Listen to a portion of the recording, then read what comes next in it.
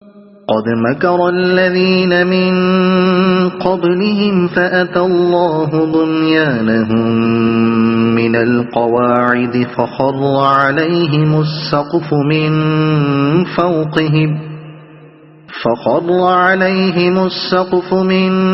فوقهم وأتاهم العذاب من حيث لا يشعرون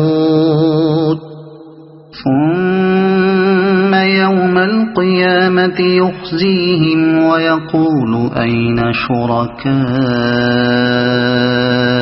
الذين كنتم تشاقون فيهم قال الذين أوتوا العلم إن الخزي اليوم والسوء على الكافرين۔ ان سے پہلے بھی بہت سے لوگ حق کو نیچا دکھانے کے لیے ایسی ہی مکاریاں کر چکے ہیں، تو دیکھ لو کہ اللہ نے ان کے مکر کی عمارت جڑ سے اکھاڑ پھینکی اور اس کی چھت اوپر سے ان کے سر پر آ رہی، اور ایسے رخ سے ان پر عذاب آیا جدھر سے اس کے آنے کا ان کو گمان تک نہ تھا۔ پھر قیامت کے روز اللہ انہیں ذلیل و خوار کرے گا اور ان سے کہے گا بتاؤ اب کہاں ہیں میرے وہ شریک جن کے لیے تم اہل حق سے جھگڑے کیا کرتے تھے۔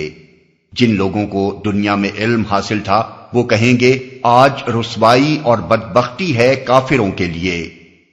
جن لوگوں کو دنیا میں علم حاصل تھا، پہلے فقرے اور اس فقرے کے درمیان ایک لطیف خلا ہے جسے سامعین کا ذہن تھوڑے غور و فکر سے خود بھر سکتا ہے۔ اس کی تفصیل یہ ہے کہ جب اللہ تعالیٰ یہ سوال کرے گا تو سارے میدان حشر میں ایک سناٹا چھا جائے گا، کفار مشرکین کی زبانیں بند ہو جائیں گی، ان کے پاس اس سوال کا کوئی جواب نہ ہوگا، اس لیے وہ دم بخود رہ جائیں گے اور اہل علم کے درمیان آپس میں یہ باتیں ہوں گی۔ الذين تتوفاهم الملائكة ظالمي أنفسهم فألقوا السلم ما كنا نعمل من سوء بلى إن الله عليم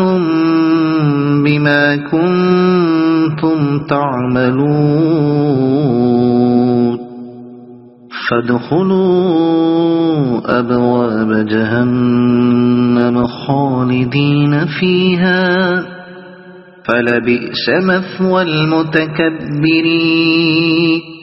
ہاں انہی کافروں کے لیے جو اپنے نفس پر ظلم کرتے ہوئے جب ملائکہ کے ہاتھوں گرفتار ہوتے ہیں تو سرکشی چھوڑ کر فوراً ڈگیں ڈال دیتے ہیں اور کہتے ہیں ہم تو کوئی قصور نہیں کر رہے تھے۔ ملائکہ جواب دیتے ہیں کر کیسے نہیں رہے تھے، اللہ تمہارے کرتوتوں سے خوب واقف ہے، اب جاؤ جہنم کے دروازوں میں گھس جاؤ، وہیں تم کو ہمیشہ رہنا ہے۔ بس حقیقت یہ ہے کہ بڑا ہی برا ٹھکانہ ہے متکبروں کے لیے۔ ہاں یہ فقرہ اہل علم کے قول پر اضافہ کرتے ہوئے اللہ تعالیٰ خود بطور تشریح فرما رہا ہے۔ جن لوگوں نے اسے بھی اہل علم ہی کا قول سمجھا ہے انہیں بڑی تعبیروں سے بات بنانی پڑی ہے اور پھر بھی بات پوری نہیں بن سکی ہے۔ جب ملائکہ کے ہاتھوں گرفتار ہوتے ہیں، یعنی جب موت کے وقت ملائکہ ان کی روحیں ان کے جسم سے نکال کر اپنے قبضے میں لے لیتے ہیں، وہیں تم کو ہمیشہ رہنا ہے۔ یہ آیت اور اس کے بعد والی آیت جس میں قبض روح کے بعد متقیوں اور ملائکہ کی گفتگو کا ذکر ہے، قرآن مجید کی ان متعدد آیات میں سے ہے جو صریح طور پر عذاب و ثواب قبر کا ثبوت دیتی ہیں۔ حدیث میں قبر کا لفظ مجازاً عالم برزخ کے لیے استعمال ہوا ہے،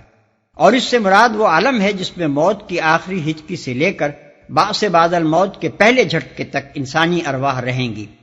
منکرین حدیث کو اس پر اصرار ہے کہ یہ عالم بالکل عدم محض کا عالم ہے جس میں کوئی احساس اور شعور نہ ہوگا اور کسی قسم کا عذاب یا ثواب نہ ہوگا۔ لیکن یہاں دیکھیے کہ کفار کی روحیں جب قبض کی جاتی ہیں تو وہ موت کی سرحد کے پار کا حال بالکل اپنی توقعات کے خلاف پا کر سراسیمہ ہو جاتی ہیں اور فوراً سلام ٹھوک کر ملائکہ کو یقین دلانے کی کوشش کرتی ہیں کہ ہم کوئی برا کام نہیں کر رہے تھے۔ جواب میں ملائکہ ان کو ڈانٹ بتاتے ہیں اور جہنم واصل ہونے کی پیش کی خبر دیتے ہیں۔ دوسری طرف اتقیاء کی روحیں جب قبض کی جاتی ہیں تو ملائکہ ان کو سلام بجا لاتے ہیں اور جنتی ہونے کی پیش کی مبارکباد دیتے ہیں۔ کیا برزخ کی زندگی میں احساس، شعور، عذاب اور ثواب کا اس سے بھی زیادہ کھلا ہوا کوئی ثبوت درکار ہے؟ اسی سے ملتا جلتا مضمون سورہ نساء آیت نمبر 97 میں گزر چکا ہے، جہاں ہجرت نہ کرنے والے مسلمانوں سے قبض روح کے بعد ملائکہ کی گفتگو کا ذکر آیا ہے، اور ان سب سے زیادہ صاف الفاظ میں عذاب برزخ کی تصریح سورہ مومن آیت 45-46 میں کی گئی ہے، جہاں اللہ تعالیٰ فرعون اور آل فرعون کے متعلق فرماتا ہے کہ ایک سخت عذاب ان کو گھیرے ہوئے ہے، یعنی صبح و شام وہ آگ کے سامنے پیش کیے جاتے ہیں، پھر جب قیامت کی گھڑی آ جائے گی تو حکم دیا جائے گا کہ آل فرعون کو شدید تر عذاب میں داخل کرو۔ حقیقت یہ ہے کہ قرآن اور حدیث دونوں سے موت اور قیامت کے درمیان کی حالت کا ایک ہی نقشہ معلوم ہوتا ہے، اور وہ یہ ہے کہ موت محض جسم و روح کی علیحدگی کا نام ہے، نہ کہ بالکل معدوم ہو جانے کا۔ جسم سے علیحدہ ہو جانے کے بعد روح معدوم نہیں ہو جاتی، بلکہ اس پوری شخصیت کے ساتھ زندہ رہتی ہے جو دنیا کی زندگی کے تجربات اور ذہنی و اخلاقی اکتسابات سے بنی تھی۔ اس حالت میں روح کے شعور، احساس، مشاہدات اور تجربات کی کیفیت خواب سے ملتی جلتی ہوتی ہے۔ ایک مجرم روح سے فرشتوں کی باز پرس اور پھر اس کا عذاب اور اذیت میں مبتلا ہونا اور دوزخ کے سامنے پیش کیا جانا، سب کچھ اس کیفیت سے مشابہ ہوتا ہے جو ایک قتل کے مجرم پر پھانسی کی تاریخ سے ایک دن پہلے ایک ڈراؤنے خواب کی شکل میں گزرتی ہوگی۔ اسی طرح ایک پاکیزہ روح کا استقبال اور پھر اس کا جنت کی بشارت سننا اور اس کا جنت کی ہواؤں اور خوشبوؤں سے متمتع ہونا، یہ سب بھی اس ملازم کے خواب سے ملتا جلتا ہوگا جو حسن کارکردگی کے بعد سرکاری بلاوے پر ہیڈ کوارٹر میں حاضر ہوا ہو اور وعدہ ملاقات کی تاریخ سے ایک دن پہلے آئندہ انعامات کی امیدوں سے لبریز ایک سہانا خواب دیکھ رہا ہو۔ یہ خواب یک لخت نفخ سور دوم سے ٹوٹ جائے گا اور یکایک میدان حشر میں اپنے آپ کو جسم و روح کے ساتھ زندہ پا کر مجرمین حیرت سے کہیں گے یا ویلنا مم بعثنا من مرقدنا، یعنی ارے یہ کون ہمیں ہماری خوابگاہ سے اٹھا لایا؟ مگر اہل ایمان پورے اطمینان سے کہیں گے کہ ھذا ما وعد الرحمن وصدق المرسلون، یعنی یہ وہی چیز ہے جس کا رحمان نے وعدہ کیا تھا اور رسولوں کا بیان سچا تھا۔ مجرمین کا فوری احساس اس وقت یہ ہوگا کہ وہ اپنی خوابگاہ میں جہاں بستر موت پر انہوں نے دنیا میں جان دی تھی شاید کوئی ایک گھنٹہ بھر سوئے ہوں گے، اور اب اچانک اس حادثے سے آنکھ کھلتے ہی کہیں بھاگے چلے جا رہے ہیں۔ مگر اہل ایمان پورے ثبات قلب کے ساتھ کہیں گے کہ لقد لبستم فی کتاب اللہ الی یوم البعث ولکنکم کنتم لا تعلمون، یعنی اللہ کے دفتر میں تو تم روز حشر تک ٹھہرے رہے ہو اور یہی روز حشر ہے، مگر تم اس چیز کو جانتے نہ تھے۔ وَقِيلَ لِلَّذِينَ اتَّقَوْا مَاذَا أَنزَلَ رَبُّكُمْ قَالُوا خَيْرًا لِلَّذِينَ أَحْسَنُوا فِي هَذِهِ الدُّنْيَا حَسَنَةٌ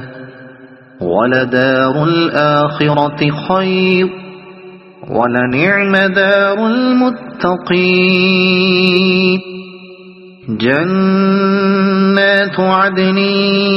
يدخلونها تجري من تحتها الأنهار لهم فيها ما يشاءون كذلك يجزي الله المتقين۔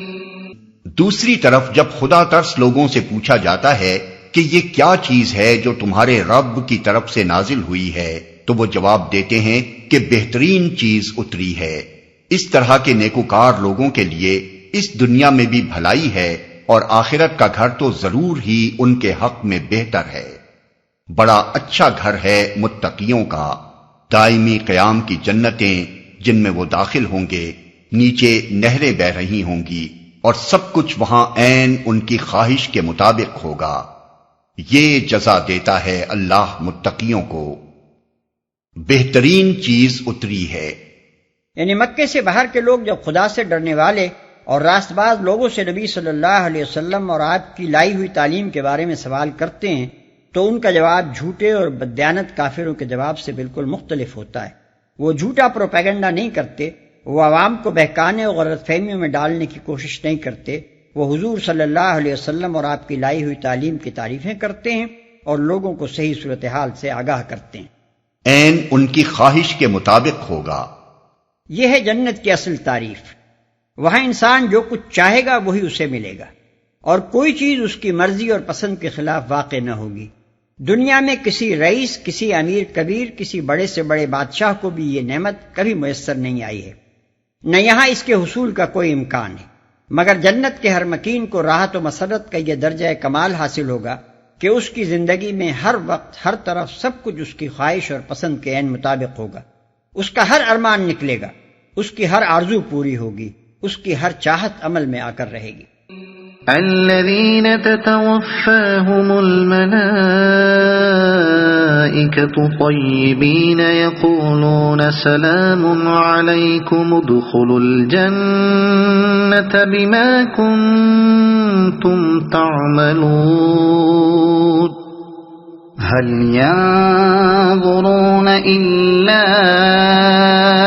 أن تأتيهم الملائكة أو يأتي أمر ربك كذلك فعل الذين من قبلهم وما ظلمهم الله ولكن كانوا أنفسهم يظلمون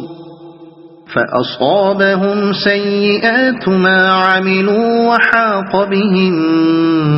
ما كانوا به يستهزئون۔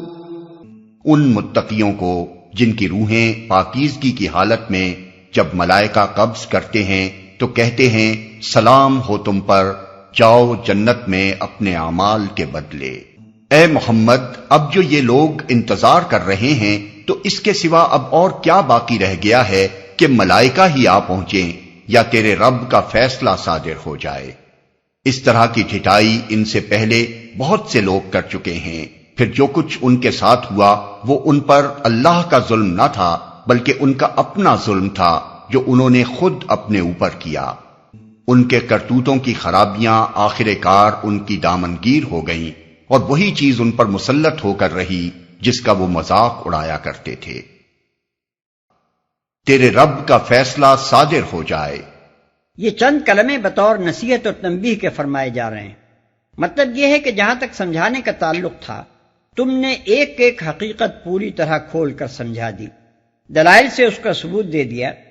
کائنات کے پورے نظام سے اس کی شہادتیں پیش کر دیں، کسی ذی فہم آدمی کے لیے شرک پر جمے رہنے کی کوئی گنجائش باقی نہیں چھوڑی۔ اب یہ لوگ ایک صاف سیدھی بات کو مان لینے میں کیوں تعامل کر رہے ہیں؟ کیا اس کا انتظار کر رہے ہیں کہ موت کا فرشتہ سامنے آ کھڑا ہو تو زندگی کے آخری لمحے میں مانیں گے، یا خدا کا عذاب سر پر آ جائے تو اس کی پہلی چوٹ کھا لینے کے بعد مانیں گے؟